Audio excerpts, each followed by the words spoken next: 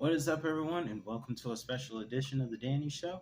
I'm your host, Daniel Cody, and this is where I give commentary and reviews on all things wrestling. Thank you for joining.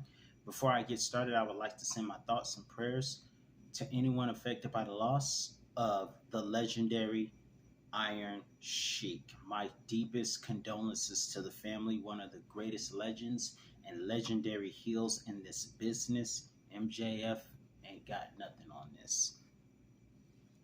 But in any event, let's get started. My thoughts and prayers are with the family of the Iron Sheik. Let's get started with tonight's review of Friday Night Smackdown from Iowa. The only thing missing from this episode of Friday Night Smackdown was Seth freaking Rollins and hometown favorite band Slipknot. But in any event, moving forward, let's get started. We opened up the show tonight with Solo and Paul Heyman. And before Paul could get a word out, Jey Uso comes out.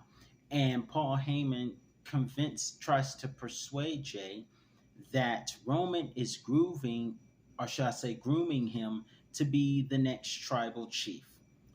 I'm not sure I buy that from a scripted standpoint, but in any event, moving forward, we had that. Jey still hadn't made his decision yet, he said, but he did accept the match for the U.S. title. In our opening contest, we had Santos Escobar versus Mustafa Ali with LA Knight on commentary. And during that match, you may have noticed, if you watched it on Fox, you may have noticed that the sound was completely muted like a BET award show every time the rappers start swearing a lot. Ever notice when you watch BET Awards or any awards on BET or Bounce or MTV that you'll think something is wrong with the sound. Nothing is wrong with the sound of the audio TV. They're bleeping words they don't want your children to hear. And at that time, they were bleeping the Holy Smackdown chants because this happened after Mustafa Ali fell off the top rope, landed on his feet, and countered Santos Escobar's dive with the drop kick. Nonetheless, Santos Escobar with one of his finishers and a super form from the top rope would win the match. And fun fact, the LWO is in every match. In the women's match, Zelina Vega from the LWO is in it, while Santos Escobar will be a part of the men's Money in the Bank match. Fun fact. Then we saw later on Jey Uso talking with Sami Zayn again, and Sami trying to convince Jey to go with his heart rather than what is being put in his ears. Good point. I heard that Braun Strowman will be at the NASCAR race, so that's going to be interesting. And also, here's an idea. I really miss Bray Wyatt, and I miss seeing him in action. I hope all is well with him. However, if he ever comes back, which I hope he does, and this time stays because I don't know what's going on behind the scenes, but I really hope he comes back. And this time when he does, I hope he uses the red door like that movie that's coming out, the new Insidious movie. And I'm not a big horror movie fan, but I think with Bray Wyatt having the red door for his entrance, that would be awesome in my personal opinion. I think Kane would have fit Kane perfectly during the Attitude Era, something like that. We have the duo of Alba Fire and what is that woman's name? Alba and darn it, what is her name? Alba and whoever the scary enchantress magic girl, I keep forgetting her name. But those two came to the ring. They are the Nxt Tag Team Champions.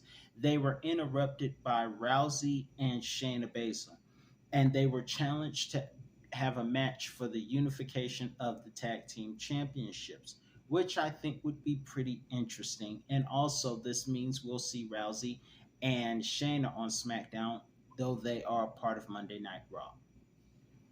But that's in 2 weeks. To what's going on now, we have Bayley versus Mia Yim. And for those of you who did not see that little funny short that was posted on social media, there was a short where Bailey tried to do AJ Styles' entrance, and she did it again tonight, except AJ confirmed that's not the way he does it. Nonetheless, in a SmackDown short tonight, we have um, Bailey defeating Mia Yem.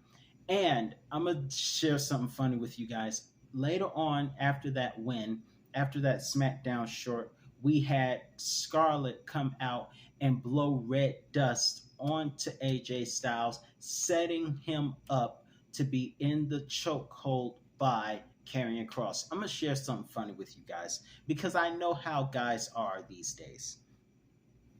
I know a lot of people would say, man, what would I give to be close to Scarlett? I mean, man, she is just so amazing. This is you guys, not me. I try to be modest in my life, but I know a lot of people will say, man, I would love to have Scarlett that close to me. Okay, you want Scarlett to be that close to you? Okay. Have you ever seen this movie with George Clooney's Batman, where George Clooney's Batman tried to tell Robin to leave Poison Ivy alone because though Poison Ivy is supposed to be attractive on the outside, she is more poisonous than that song that came out in the 90s that told us not to trust the big bottom in a smile. But so, before anyone says, man, I wish I could be close to Scarlett like that, have her approach me like that, think about this. Just think about that. Her blowing dust in your face. You're like, oh, Scarlett is standing right next to me. It burns. It burns. Touch your neighbor and say, neighbor, don't simp. I'm just playing. But in any event, I just wanted to give you guys a little humor with that. And also, in other women's news, we have Asuka having her title, her new women's championship revealed. Here's my issue. Why do all the championships have to look alike? That's the only thing. Asuka's championship looks just like Roman's championship, except they have it on white leather for the women and black leather for the men. But it looks just alike. Can we please? Seth Rollins' World Heavyweight Championship, the Intercontinental Championship, and the U.S. Championship are the only titles that somewhat have a different look. Why do all the main event titles have to look the same? That's all I want to know. Why couldn't I was really expecting something more, but it looks just like it. It looks just like Romans. I mean, I don't want to be a complainer, but back in the day, championships, there was a time where wrestling pay-per-views had different stages, not just WrestleMania and SummerSlam. All the stages were different because nowadays the only pay-per-views with a special stage is WrestleMania and maybe SummerSlam. Maybe. Although SummerSlam kind of does look like Royal Rumble, it's just a longer, flatter stage. But they just all look alike. And there was a time where every pay-per-view had a special stage. Everything used to be unique. And we don't have uniqueness anymore. I'm still grateful that Triple H is running things and he is doing an awesome job. The only thing is the stages are not unique like that anymore. And the championships all were different. None of them were all the same. Attitude, ruthless aggression. All of the championships and all of the stages were special. Everything didn't look the same. That's all I'm saying. Moving forward, we have Corbin versus Butch in a SmackDown short in which Corbin lost because he kept taunting Carmelo Hayes. And then after losing to Butch, who now qualifies to go to his homeland in the UK at Money in the Bank. Now Corbin decides to go punch Trick Williams and gets into a fight with Carmelo. And to make Corbin's day worse, Cameron Grimes has not forgotten. I think the main roster is just bad luck for Baron Corbin right now. I'm just saying.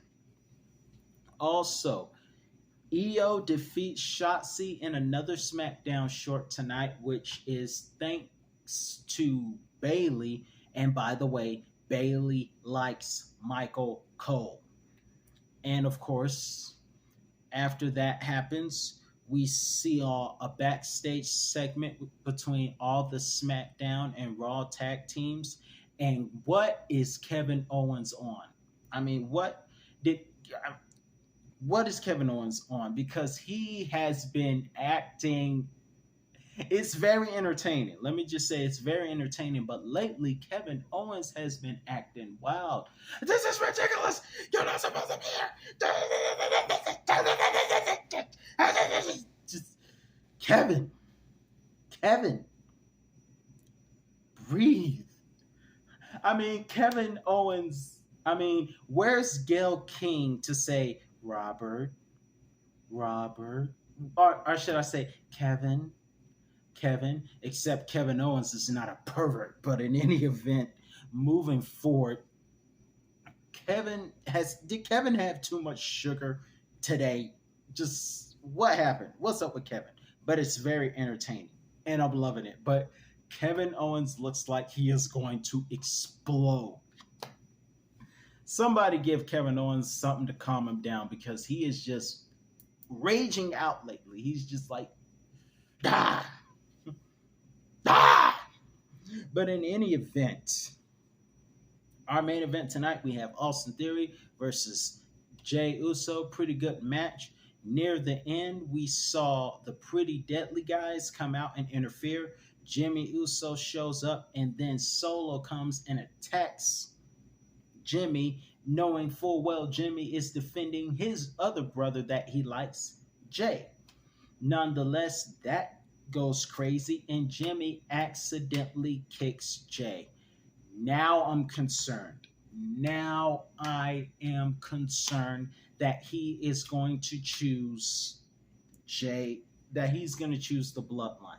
And I respect Roman as a wrestler, but he is, every time he comes out, you want to throw the fingers up and acknowledge him.